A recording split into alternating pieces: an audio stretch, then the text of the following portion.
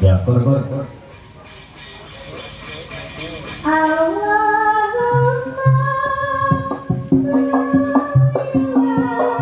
Mas Gareng tampil depan.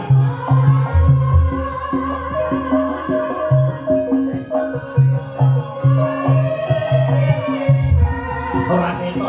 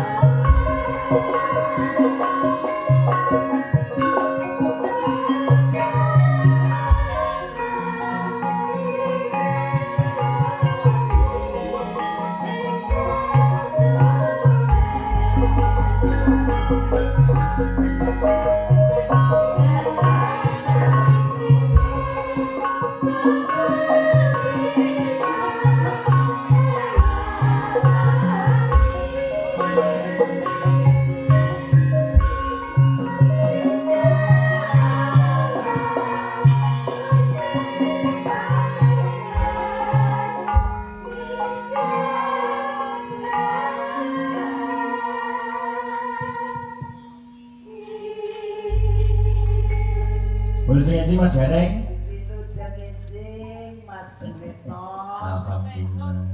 Kendo kanggo jampinipun saya. Menika kagem pangimut-imut pangiling-iling. Lagunipun menika Tombo Ati. Tombo Ati. Dasare minangkani dawuh saka Kyai Sepuh. Dasare sing nyuwun sing kagungan dalem. Leres jenenge Tombo Ati. Pitutur luhur wis. Pitutur luhur, pitutur kang becik, panggonan sing apik, wektu sing becik. Bar jam 12 ndonga bareng-bareng muga-muga kasembadan lulus boten wonten alangan setunggal menapa. Amin. Kula lagonipun pun jumbuh kalih kawontenan. Sakbubare kula dalah panjenengan nglampahi wujudipun siam wulan Ramadan. Sakmenika sampun tumuju wonten ing wulan Syawal. Ngapura ing ngapuran kulani wulan suci paribasane kula dalah panjenengan ngalami pariniku bayi ceprot saking garwa ibunipun. Kaya bayi ceprot ta? Wis ora dosa babar blas. Iya. Tapi kat sore jenengan wis gawe dosa mawon. Iso. Wong nggih masa kacane ning sore ya ditilape. Iya. Pak wis gondor. Mbak Elisa kene Mbak Elisa ya. Moga-moga.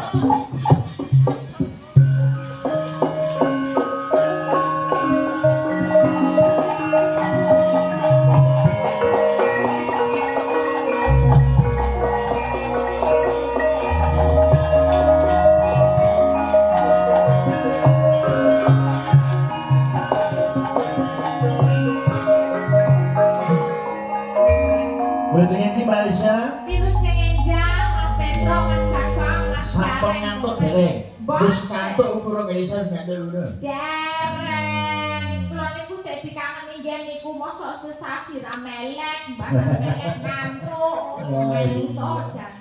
Ora kena ngatuk najan ki awake dhewe kesel ya kudu dibetak-betak. Betak-betake. Pas sesasi prai kan kangen Ya kan. kangen Iya. kangen karo dulure sing Kangen ning dulure Ponorogo, Ponorogo. kangen dulure sing ning Batu, kangen dulure sing ning Jakarta, kangen dulure sing ning gone Tulungagung, Blitar, apa meneh ben iki ditunggoni karo dulure sing saka Singapura. Tenang, luar biasa anu Mbak Elisa. Iya. Tenan Pak Sukemi. Wis terang iki pokoke Mbak Elisa kudu dadi tekane. Mbak Elisa kudu dadi tekane.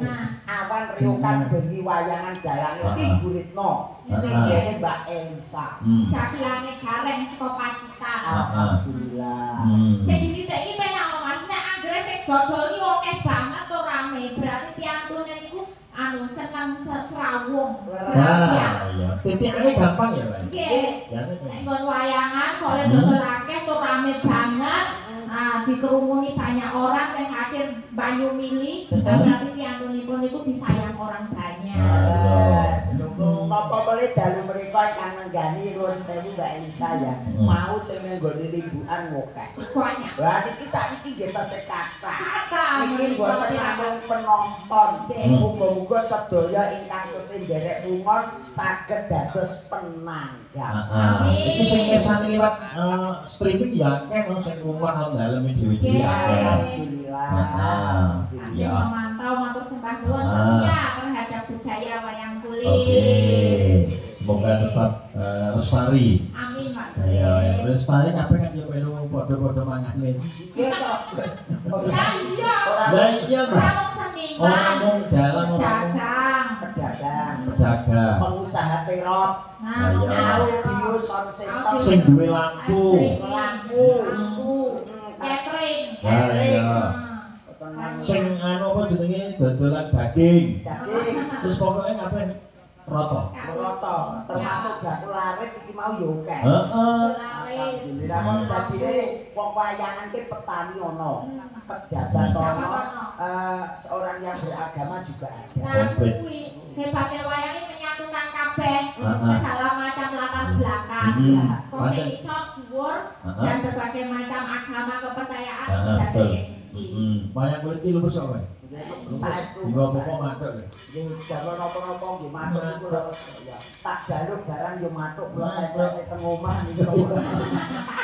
Nggih iki alhamdulillah. Kula ki ngomong-ngomong Mbak Elisa, jenengan nggih mboten namung sepindah, paribasan kali Kang Gurit niki pun dhuwur. Wis dhuwur. Dhuwur sinono. Sederek. Nggih, kula kali Kang iki nggih alhamdulillah nggih sederek. Sederek juga. Sederek kok. Nggih, sederek. Sederek gini kita. Pakai panglipur Mas sekarang Mas Darung. Nen apa? Ya. Wonten tamu hutan Kodang Kuning. Kodang Kuning.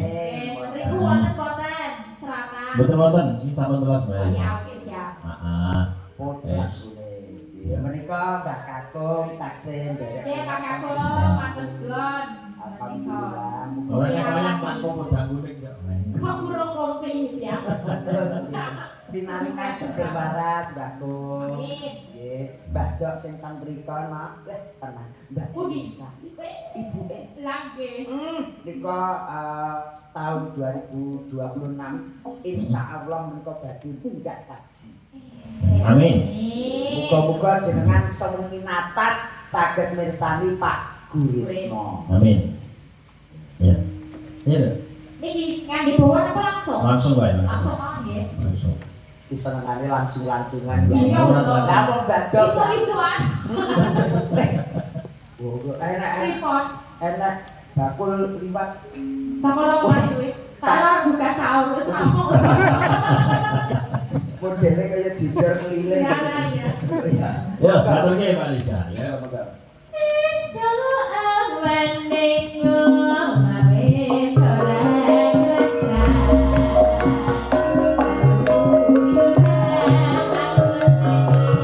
Sing rasanya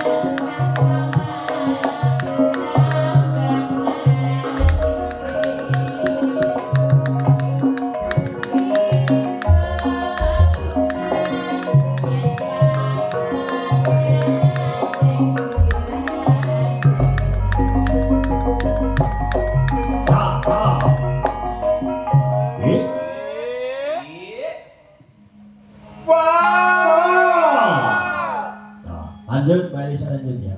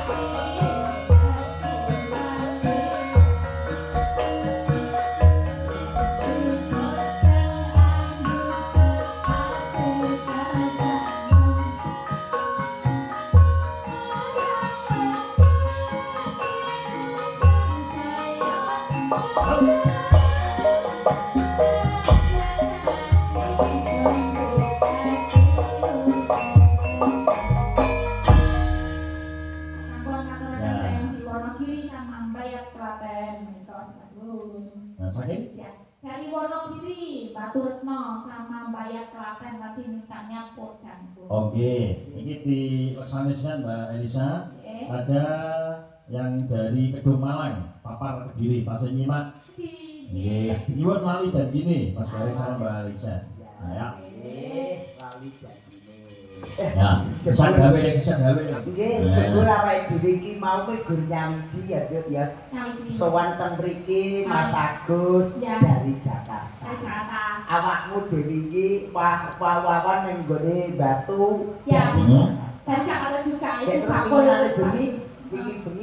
Yo nek Klaten ya kuwi dari Jakarta. Wong iki tawahe mudik. Nggih, tenan kok ya kono kene kabeh Jakarta sepi. Kabeh dong. Tinggal mulai kampung. Iya. Lali janji. Ya, tanyake. Tanya-tanya nyuwun jelas. Ya.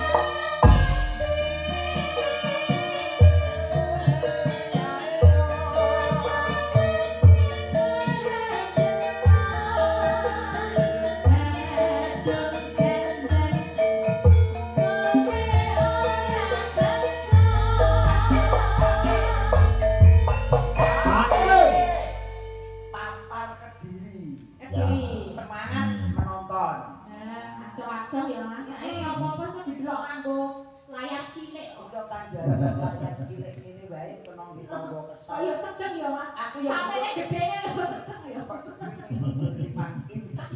Aku ya gumun. Sakmono gedene kok sedeng biasa. Kok guyumu kok ora penak. Apa sih? Ora, aku ya sakmene gedene kok ya sedeng.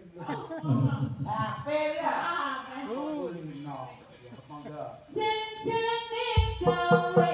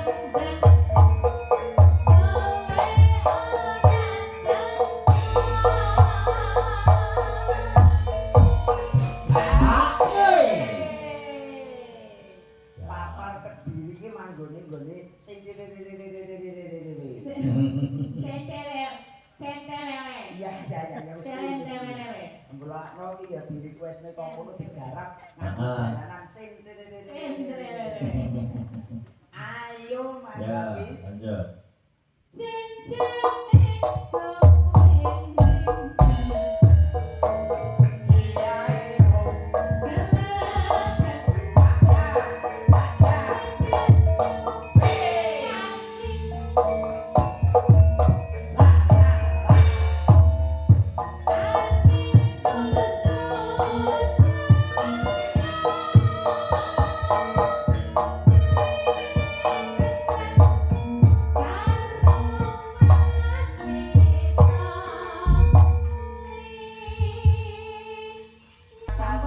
Mbak Elisa, Mas Gareng, semoga lain waktu bisa berjumpa kembali.